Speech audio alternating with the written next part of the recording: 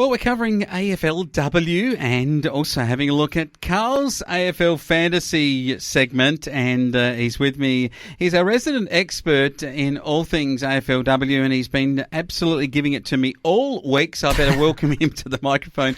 Hey, Karl Carrington, how are you? Very good, Wayne. Pleasure to join you. Yeah, well, excellent to have you on board. You did pick it last week. I've got to give you credit for it. Brisbane 6-2-38, beating the Adelaide Crow girls 3-2-20. I think you might have had an inkling that the Crows, without the captain, might be weakened, but gee, we didn't think that weakened. No, definitely not. I think that Chelsea Randall injury was obviously a massive blow to the Crows coming into this game, but I think they sort of choked, unfortunately, for yourself and fellow Crows fans, because they were just nowhere near up to the standard that they've been displaying all year. They finished on top of the ladder for a reason, because of their hard possessions and contested ball work, but the Lions really brought their A game, and they were just too good. All right, now Erin Phillips was injured. There is no doubt about that. Does this open up the question, if you play injured players in a grand final, you're going to cop it? And this may be something the Crows, she's clearly on half a leg. I don't even think the possessions that she got weren't damaging.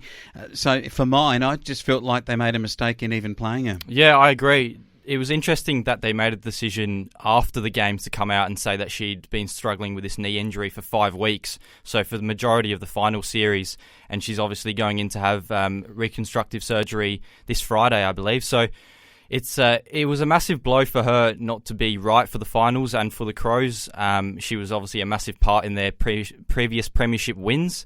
And then she did her ACL on that grand final in 2019 as well. So she's got a history of knee injuries. But yeah, the Crows were really hampered by her not being fully fit. Well, certainly were. The basketball curse is a knee injury. It is something that seems to come out further and further in your career. I want to ask you about the Brisbane Lions. Craig Starcevich has been quoted as saying that his team was decimated by the new teams coming into AFLW in 2020-2021 season.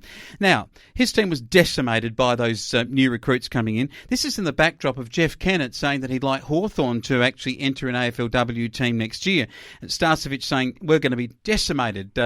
Brisbane really decimated. They won the premiership. Let's get decimated a bit more. Yeah, I think this is just Starcevich sort of getting on his high horse a bit and basically rubbing it in the faces of the other AFL teams out there and other AFLW coaches, saying, you know, he can guide a team that's been decimated to a premiership before these other lots. So yeah, I think he's just getting on his high horse, and Brisbane are sort of rubbing it salt in the wounds of the other teams who didn't win the premiership this year. All right, interesting one, and we'll see whether or not there are any additions in the off-season of AFLW to the competition for next year. Now, the AFL Fantasy and the men's competition, I note that the Crows are likely to be in a really big young ruckman come forward, Riley Thilthorpe. He was the number one draft pick for them, essentially, because obviously Jamar Ugle went over to the Western Bulldogs in a preferred pick. So, do you want to pick him up in your fantasy side for his first game? Probably not, purely because he's a tool and they tend to take some time to develop and don't really get a lot of the footy, Wayne.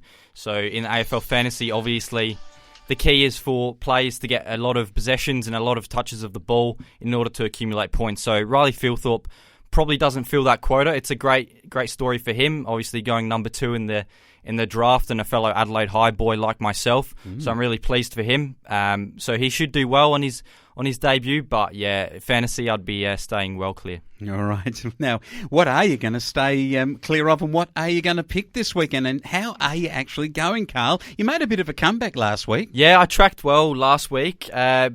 Sort of fell down the rankings again this week. So fell down to 13,000, so not sitting very well as I'd hoped to be, but there's plenty to do in the trades for myself with Lachlan Jones, the youngster from Port Adelaide, who had that terrible ankle injury, so he'll be set for surgery and he'll be coming out of my side alongside Sam Berry, who also injured himself at training this week. So they'll be making way, and in comes young Finley McRae from Collingwood, and also Jai Farah from the Gold Coast. Right. So it's a bit of a double downgrade for myself this week in order to free up some cash for some upgrades, hopefully, next week, barring no injuries. So Taylor Walker, is he still on your list? Do you think that he carrying that injury, you might have lost some ground with him?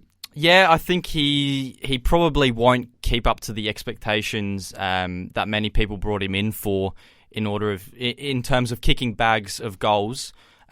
for the future rounds, I believe. But he should still be alright for scoring 80 to 90 points, which is still respectable, and will still hold his spot in my side for the time being because I've got so many other things to deal with, Wayne. All right, they're talking about that. Have you got any tip for the big AFL matches over the weekend? This one tonight, if you're listening to the Saturday morning repeat, then you'll already know the results. But those Greater Western Sydney boys play the Bulldogs, and this is usually a really great match. So come on, and let's see. I'm going to be careful for what I say because I don't want to give away my tips to you, Wayne, because yes. I know what you're like with our tipping competition at the moment. But yeah, I think the GWS Bulldogs game will be really interesting tonight. I do think the Bulldogs probably have a bit too much for the GWS. I know they had a good win last week against Sydney. But yeah, the Bulldogs and their midfielders in McRae and also Dunkley, in terms of fantasy and in terms of the real thing, they're doing beautifully, and I see no difference tonight. All right, there you go. Fantasy and the real thing, they're doing well in both. That seems like a good way to finish our report here on the Friday Night Sport Show. Thanks, Carl. Thank you, Wayne.